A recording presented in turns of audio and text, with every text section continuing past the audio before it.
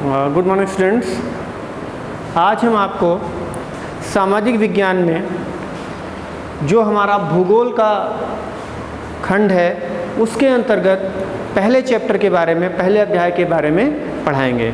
जैसा कि चैप्टर का नाम है संसाधन एवं विकास। संसाधन एवं विकास। अब सबसे पहले हमें ये जानना होगा कि संसाधन क्या है। संसाधन क्या है?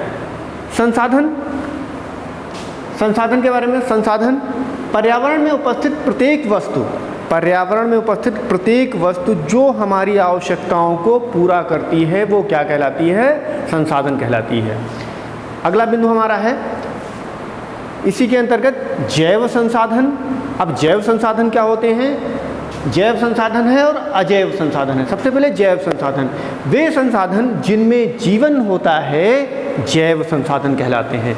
वे संसाधन जिनमें जीवन होता है जैव संसाधन कहलाते हैं। इसके अंतर्गत जैसे वनस्पति जगत, पशुधन और प्राणी जगत आते हैं, यानी कि हम सभी भी जैव संसाधन के अंतर्गत आते हैं। अगला हमारा जो बिंदु है वो है अजैव संसाधन। वे संसाधन जो निर्जीव वस्तुओं से निर्मित हैं या निर्जीव वस्तुओं से बने हैं वे अजैव संसाधन कहलाते हैं।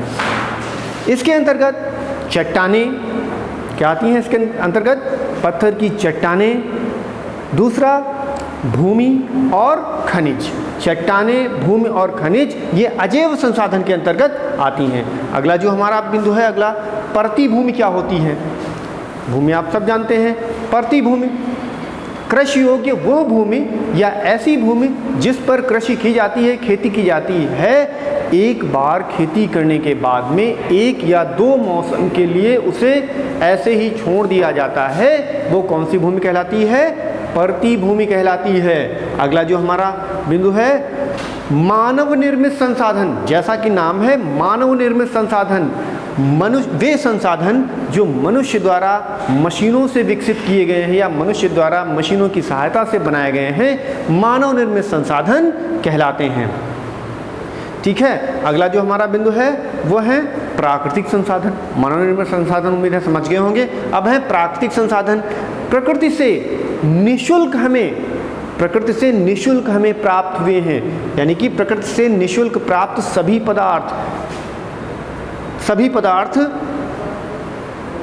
सभी पदार्थ जैसे भूमि, जल, हवा इत्यादि, ये सब क्या हैं? प्राकृतिक संसाधन हैं। अगला जो हमारा बिंदु है वो है चारागाह। जैसा कि नाम है चारागाह, यानी कि वहाँ पर पशु चरते होंगे। तो ऐसी घास भूमि या ऐसी घास वाली भूमि जिसका उपयोग पशु चारण यानी कि पशुओं को चराने के लिए किया जाता है वो क्या कहलाता है? चारागाह कहलाता है। अगला जो हमारा बिंदु है वो है खादर। क्या है? खादर। नदियों द्वारा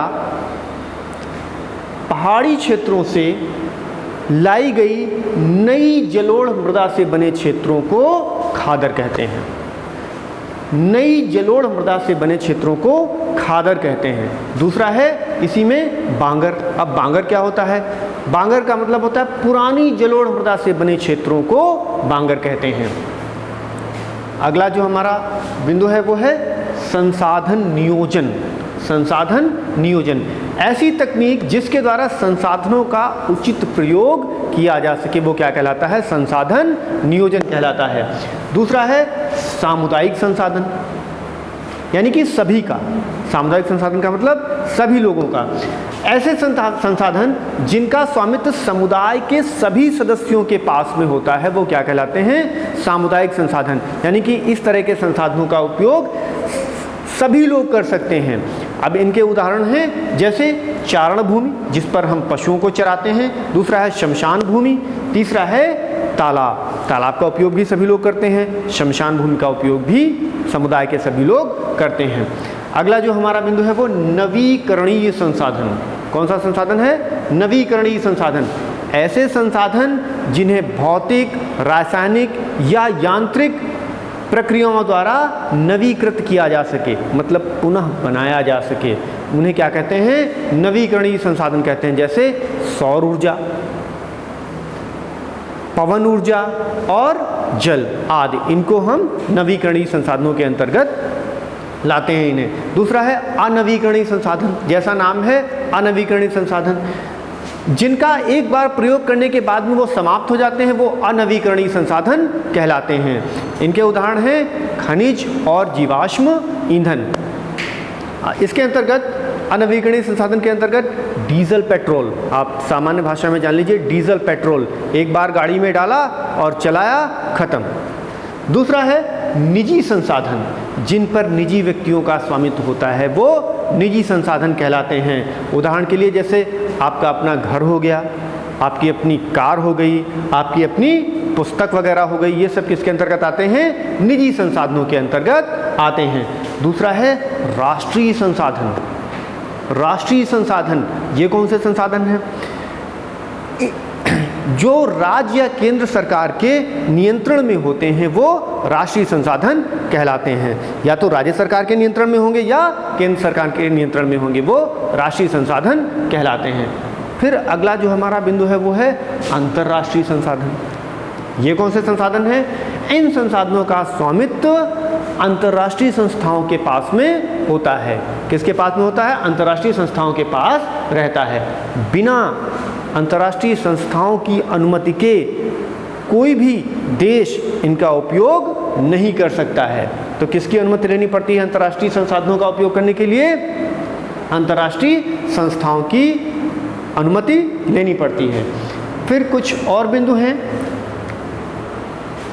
जैसे संसाधन तो आपने देखा कि कुछ इस तरह से संसाधन हैं जिन्हें एक बार उपयोग कर लें तो दोबारा वो ख़त्म हो जाते हैं। कुछ ऐसे भी हैं जिनका एक बार उपयोग करते हैं पुनः उन्हें हम प्राप्त कर लेते हैं। लेकिन इन संसाधनों का प्रयोग जब हम करते हैं तो उसके अंतर्गत संसाधनों के अंधाधुंध प्रयोग से वैश्विक पारिस्थितिक संकट उत्पन्न हो गया है। यानी कि संसाधनों का बिल्कुल अनलिमिटेड तरीके से उसका उपयोग किया जाए तो उससे क्या हुआ है? वैश्विक पारिस्थितिक संकट उत्पन्न हो गया है। अगला जो हमारा बिंदु है, जून 1992 में 100 से अधिक देशों के राष्ट्राध्यक्षों ने ब्राज़ील के रियो डी जेनेरियो शहर में एकत्र हुए और वहाँ पर पहले अंतर्राष्ट्रीय पृथ्वी सम्मेलन वहाँ पर किया गया। अगला बिंदु जो है हमारा अंतर्राष्ट्रीय स्तर पर, अब हम अंतर्राष्ट्रीय स्तर की बात कर रहे हैं, तो अंतर्राष्ट्रीय स्तर पर 1968 में क्लब ऑफ रोम ने संसाधन संरक्षण की वकालत की थी। किसने? अंतर्राष्ट्रीय स्तर पर 1968 में क्लब ऑफ रोम ने संसाधन संरक्षण का मतलब होता है संसाधनों का कैसे संरक्षित किया जा सके, संसाधनों को कैसे बचा करके रखा जा सके, इसके लिए वहाँ पर वकालत हुई थी 1968 में। अब भारत के बारे में कुछ बात करते हैं। भारत का कुल क्षेत्रफल 32.8 लाख वर्ग किलोमीटर है। भारत का कुल क्षेत्रफल 32.8 लाख वर्ग किलोमीटर है। इसका भू उपयोग 93% है। इसका भू उपयोग 93 यानी कि 93% है। भारत के कुल सिंचित क्षेत्र के 54% भाग पर खेती होती है। अगला जो हमारा बिंदु है उसके अंतर्गत राष्ट्रीय वन नीति 1952 में बनाई गई। राष्ट्रीय वन नीति कब बनाई गई? 1952 में बनाई गई और इसके अंतर्गत ये निश्चित किया गया कि 33% भाग पर वन होने ही चाहिए। अगला जो हमारा बिंदु है मृदा यानी कि मिट्टी। मृदा जैव व अजैव दोनों प्रकार के पदार्थों से बनती है। अगला बिंदु हमारा है काली मिट्टी को रेगुर भी कहते हैं। ये कपास की खेती के लिए सबसे उपयुक्त भूमि होती है और इसका जो क्षेत्र है वो कौन सा आता है? यानी कि ये मिट्टी पाई कहाँ जाती है? ये मिट्टी महाराष्ट्र, सौराष्ट्र और मालवा के क्षेत्रों में पाई जाती है। तो बच्चों, जैसा हमने आपको इस अध्याय के अंतर्गत संसाधन एवं विकास के बारे में बताया, अब थोड़ी सी विकास के बारे में बात करते हैं। विकास क्या है? देखिए, जिस देश के पास जितने अच्छे संसाधन होंगे उस देश का उतना ही अच्छा विकास होगा। उस देश का उतना ही अच्छा विकास होगा। अब संसाधन के मामले में मान लीजिए किसी देश के पास में खनिज तेल उचित मात्रा में उपलब्ध है तो वो खनिज तेल को बाज़ार में बेच सकता है और उससे धन का अर्जन कर सकता है, धन को इकट्ठा कर सकता है। उदाहरण के लिए अरब देशों के पास में उदाहरण के लिए सऊदी अरब में तेल के पर्याप्त भंडार हैं, वहाँ पर कच्चा तेल सर्वाधिक मात्रा में पाया जाता है और वो देश काफ़ी धनी भी हैं और उन्हीं खनिज तेलों के अधिक मात्रा में पाए जाने के कारण वहाँ पर लगभग उनकी आवश्यकताओं की प्रत्येक चीज़ें उपलब्ध भी हैं, यानी कि वो देश काफ़ी धनी भी हैं। तो आपने देखा संसाधन और विकास का संबंध काफ़ी है। अब जैसे विकास के अंतर्गत आपने देखा कि कुछ देशों के पास में संसाधन हैं, प्राकृतिक संसाधन अच्छे हैं, तब उनकी उन्नति अच्छी हुई है, लेकिन कुछ ऐसे भी देश हैं जिनके पास में प्राकृतिक संसाधनों की कुछ कमी है, लेकिन वहाँ पर मानव संसाधन, एक मानव संसाधन भी है, जैसे हम लोग जिसमें आते हैं, मानव संसाधन भी जिस देश का जितना अच्छा होगा उस देश की उन्नति भी उतनी अच्छी होगी, उस देश का उतना ही अच्छा विकास होगा। तो बस इस चैप्टर के लिए फ़िलहाल इतना ही। धन्यवाद।